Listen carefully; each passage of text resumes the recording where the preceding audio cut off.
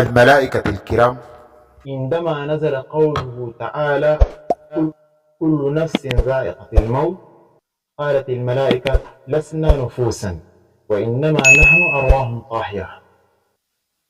ونزل قوله تعالى كل من عليها فان، فقالت الملائكة لسنا على الأرض إنما نحن سكان السماء.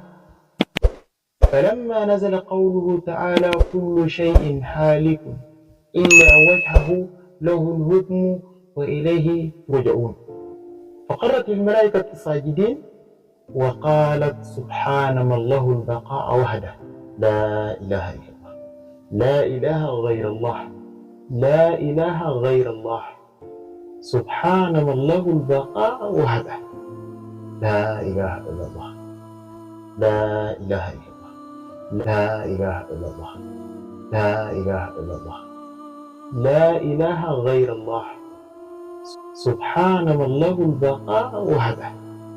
يا أخي إذا وصلت للنهاية ما تنسى فإلى الجرس وشارك الفيديو يسأل لغيرك الدال على الخير كفاعله. وشكرا لكم وجزاكم الله ألف خير.